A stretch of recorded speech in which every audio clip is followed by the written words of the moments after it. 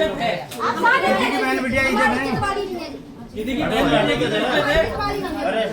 पहले तो बाहर निकलो भैया, बाहर। इस बिस्तर पर बेडशीट से अपनी इज्जत छुपाए एक शादीशुदा महिला बैठी है और उसी बिस्तर पर बिना कोई शर्ट टी शर्ट पहने इस महिला का बॉयफ्रेंड बैठा है। महिला की 2 महीने पहले शादी हुई थी, लेकिन बॉयफ्रेंड का जुनून इस कदर तड़पा रहा था कि बॉयफ्रेंड को अपने ससुराल में अपने ही पति के रूम में बुला लिया और वहां पर इश्क की वादियों के साथ रंग रलियां बनाई जा रही थी।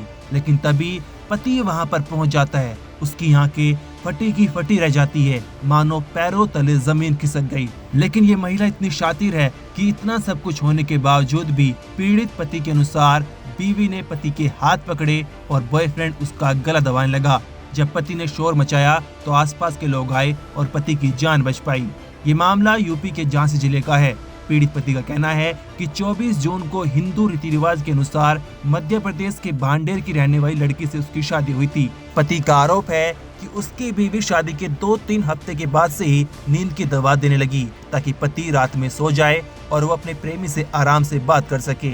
जब पति की हालत खराब हुई तो शक हुआ कि उसे कुछ दिया जा रहा है। बीवी कभी चाय, कभी दूध तो कभी खाने में दवाइयाँ मिला कर देती थी।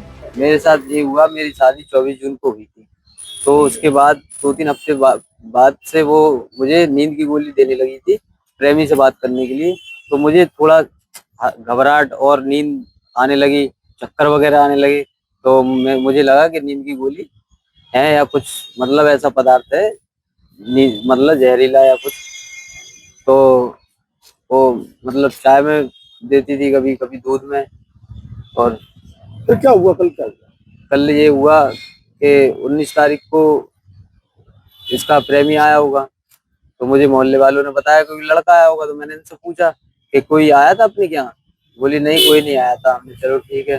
फिर उसके बाद 23 अगस्त को लड़का आया, तो हमें मोहल्ले से फोन गया कि भैया तुम्हारे यहाँ काफी टाइम तक पहले तुम्हारे दरवाजे पे लड़का घूमता रहा, फिर वो तुम्हारे घर में घुस गया। कुछ ऐसा तो नहीं है कोई हो और बहू बेटिया आपकी अकेली है? तो मैंने कहा मैं अभी आ रहा हूँ। तो मैं पहुंचा घर पे, मैंने गेट खोले तो ये दोनों विदाउट कपड़ों में बिल्कुल वैसे लेटे पाए गए। तो उसके बाद हमने देखा तो वो दौड़ के आया और मेरा गला पकड़ा और मुंह बंद किया, और मेरी जो पत्नी थी उसने मेरे हाथ पकड़े तो गला दबाने लगा वो। तो हम चिल्ला पड़े एकदम। तो मोहल्ले वालों ने सोचा कि ये लड़का छोटू अभी आया और एकदम चिल्ला क्यों पड़ा, तो सब मोहल्ले के भी आए।